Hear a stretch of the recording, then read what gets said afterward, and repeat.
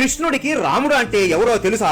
లేదా? ఒక రోజు కృష్ణుడు పడుకోకుండా అల్లరి చేస్తూ ఉంటాడు. అప్పుడు యశోదమ్మ, అరే కృష్ణ, ఇక పడుకోరా, సమయం అర్ధరాత్రి అవుతోంది, పడుకోరా నాయనా అని నిద్రపుచ్చుతూ ఉంటుంది. అప్పుడు కృష్ణుడు, నిద్ర రావడం లేదు అమ్మా, ఒక కథ చెప్పు, వింటూ పడుకుంటాను అని అనగా, నీ కథలే ప్రతి పిల్లోడికి చెప్పి పడుకోబెడతారు, ఇప్పుడు నీకు నేను ఏం కథ చెప్పాలిరా అని ఆలోచిస్తూ కృష్ణుడిని పడుకోబెట్టి, పూర్వం ఇష్వాక వంశంలో దశరథ మహారాజు ఉండేవారు, అతనికి 4 కుమారులు అని చెప్తుంటే ఊకొడుతూ వింటుంటాడు. పెద్ద కొడుకు రామచంద్ర ప్రభు ఎంతో గొప్ప ధర్మాత్ముడు. ఆ రాముడు తండ్రికి ఇచ్చిన మాట కోసం 14 సంవత్సరములు అరణ్యవాసానికి వెళ్ళాడు. శ్రీకృష్ణుడు మెల్లగా కళ్ళు మూస్తూ ఉంటాడు. అమ్మయ్య, వీడు పనుకున్నాడు అని యశోదమ్మ అనుకుంటుంది. వనవాసానికి వెళ్ళినప్పుడు దుర్మార్గుడైన రావణాసురుడు అపహరించాడు అని అనగానే ఒక్కసారి కృష్ణుడు నిద్ర నుండి లేచి గట్టిగా, ఓ లక్ష్మణ, ధనుస్సు పట్టుకుని రా, నా వెంట రా, ఎవరో సీతని తీసుకుని వెళుతున్నారు అని అరుస్తాడు. ఉలిక్కి పడిన యశోదాదేవి తల మీద ఒక మొటిక్కాయ వేస్తుంది. అప్పుడు కృష్ణుడు ఒక దొంగ నవ్వు నవ్వి, ఓహో, అది రామావతారం కదా,